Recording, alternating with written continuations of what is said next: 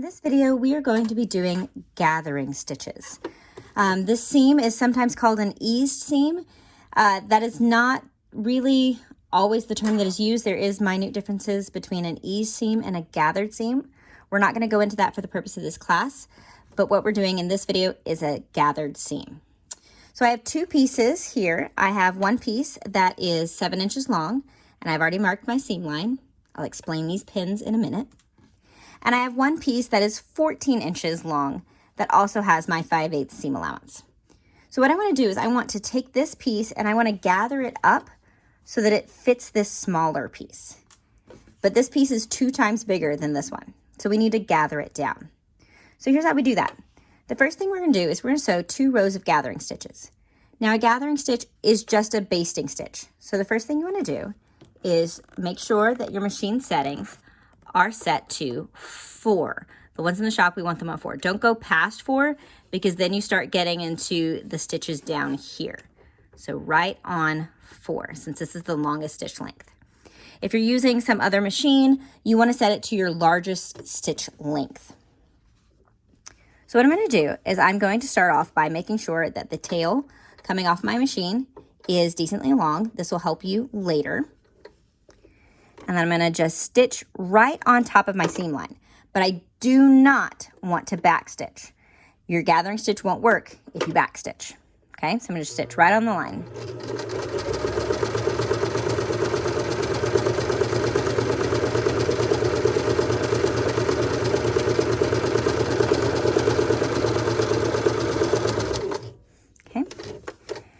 So just basically right off the edge. And now I want to pull this out and give myself a really long tail. Don't clip your threads close to the fabric. You need a long tail for gathering. So the next step that I want to do, that's 1 row of gathering stitches, and I need 2 rows. So one is on the seam line. The next one is in the seam allowance. We don't want to stitch past here for our gathering stitches because then our gathering stitches would be seen from the right side of the fabric. Pull those threads aside. What I'm going to do this time is I'm going to go 1 presser foot width away from this seam line. So I'm lining up this edge with the left edge, this line with the left edge of my presser foot, and that is what I'm following as I sew.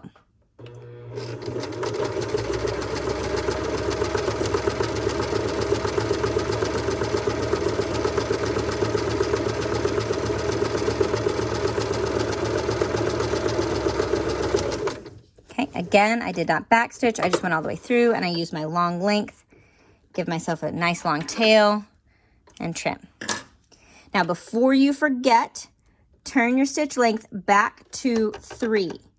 You don't want to leave your stitch length at a 4 because the next stitch we're going to do is an actual seam stitch and we don't want this super long stitch for that. Okay, so now what we need to do is we need to I'm going to show you a really cool trick for how to get nice even gathers. So we're going to move to a different location so you can see this process a little easier. So now here's where these pins come into place. So on my smaller piece, I have put 1 pin in the very middle of the distance that is our seam. And then I've put 1 pin on either side of that that is exactly halfway between the outside edge and the center.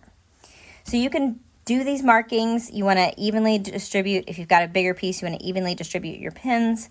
So you can either do this mathematically or you can do this little quick method that I'm going to show you. And this will work fine for the sample, but on some other larger gathering stitches, you would want to do the mathing method. Okay, so all I'm going to do is I'm going to fold this in half to find my center. So there's my center. Ouch. Hooked myself. And then I'm going to put a pin right at center.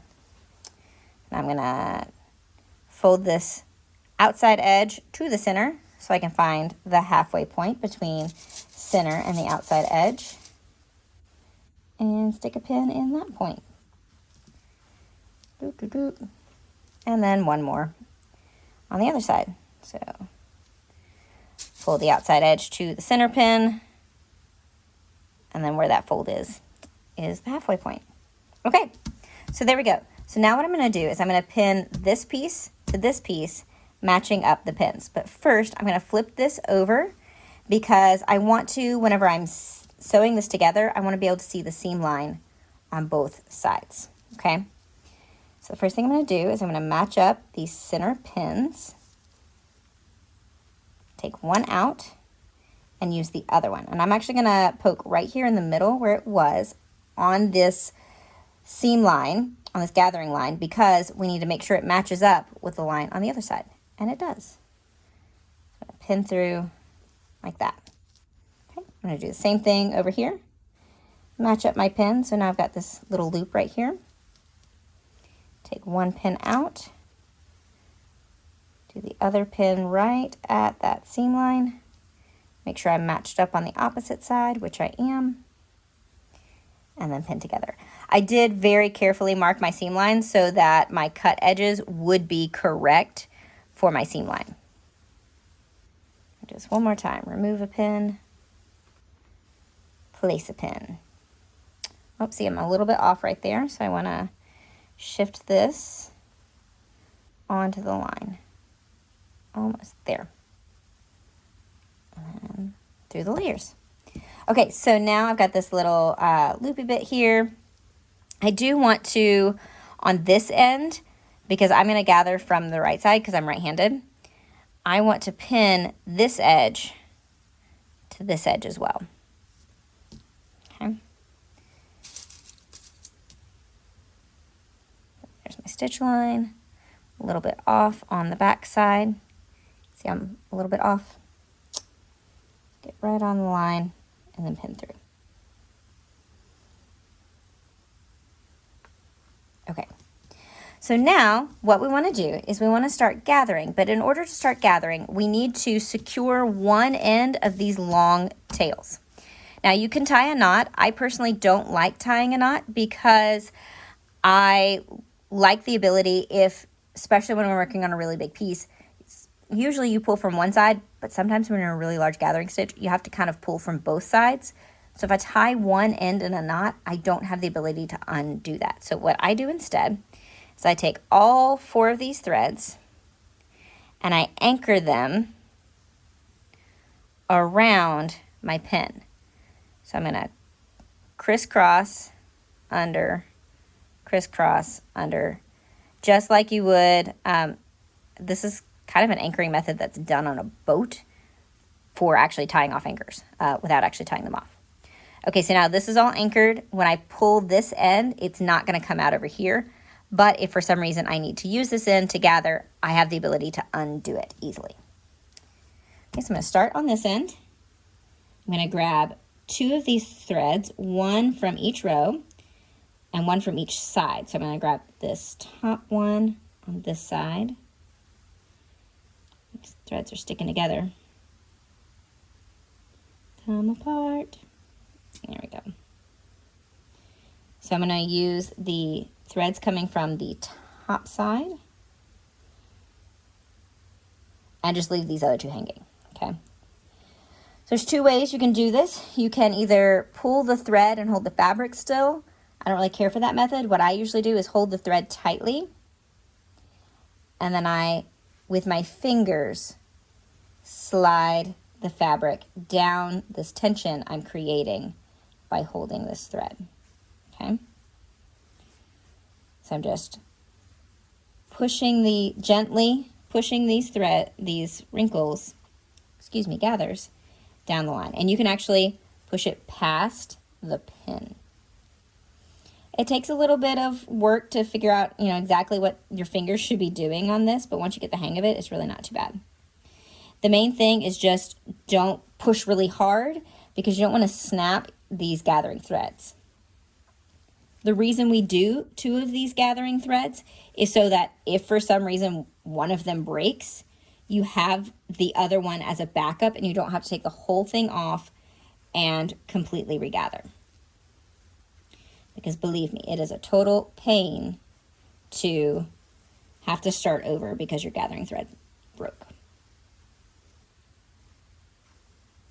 Sometimes it's easier for me if I get my fingers between just the layer that I'm gathering to gently pull those through. Okay. All right, so we're going to speed this up a little bit because this part's kind of boring. Because this takes a minute or 2 to get all of the gathers in place.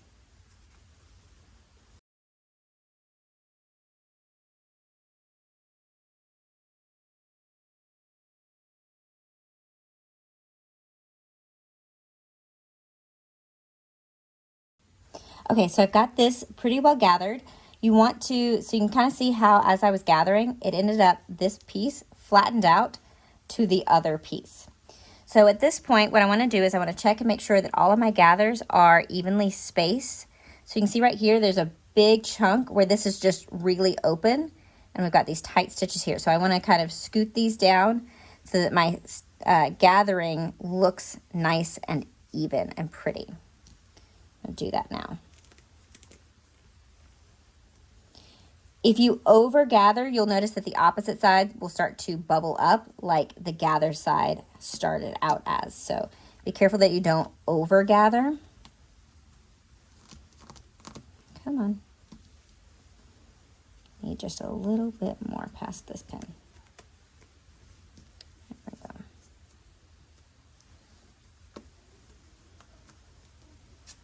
we go. Okay.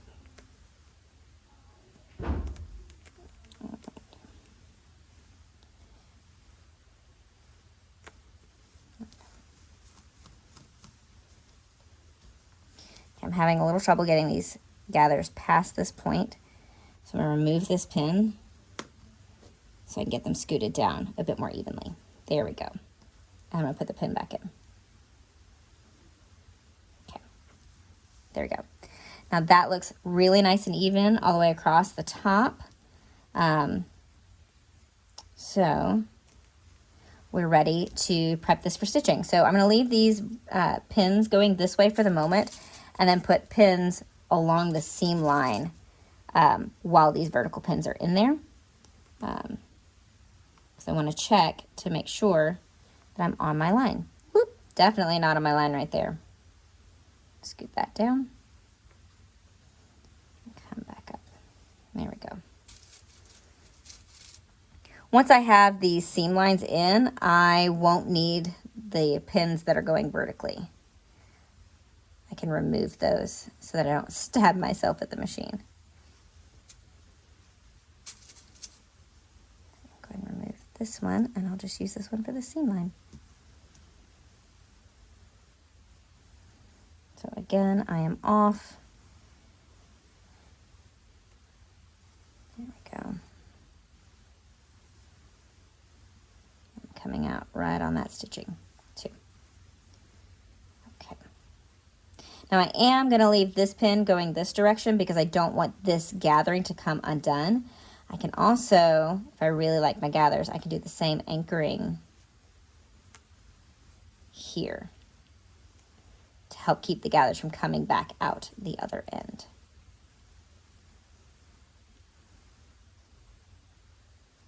All right.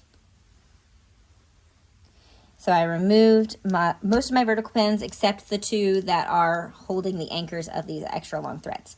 For now, we're going to keep all these long threads on until this is stitched together. Let's take this to the sewing machine. Okay, now I'm ready to stitch this piece.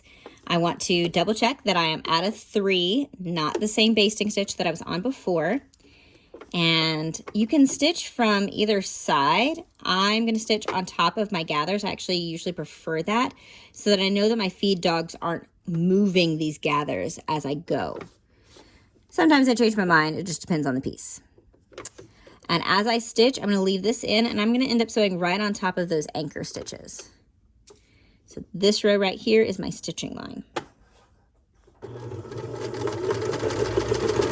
And I do want to back stitch because this is the actual seam.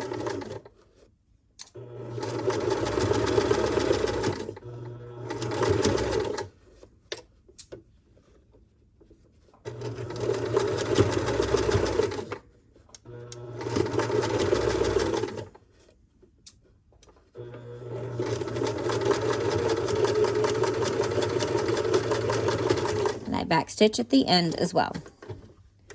Okay, pull this off, clip my threads. I can take this pin out and this pin out now. Double check my other side. Ooh, that's a hot mess. Lots of threads. So I did manage to end up getting off on my seam line for the purpose of this sample. That's okay, but when we're doing a garment, you don't want this to occur. Try to stay on your seam line as much as possible. That's why sometimes I'll stitch from this side. It really just depends on the garment. So this would be acceptable for our samples, but not acceptable for when we're making a garment. So now all I have to do is clip all of these extra threads. Then this is ready to go to the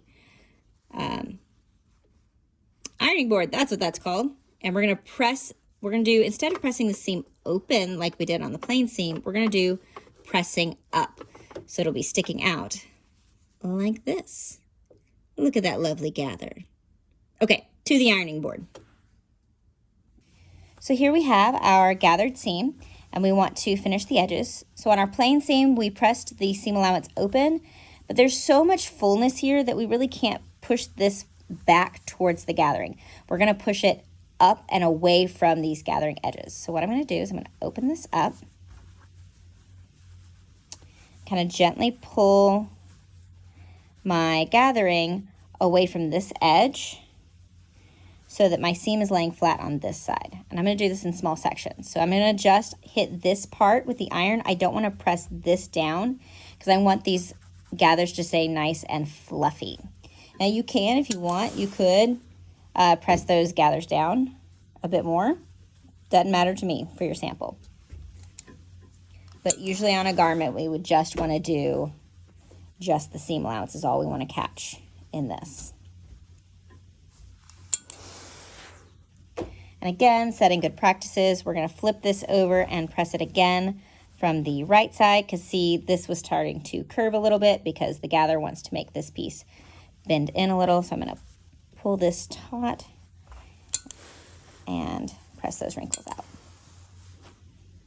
There we go. And now we have a beautiful gathered seam with a nice pressed edge.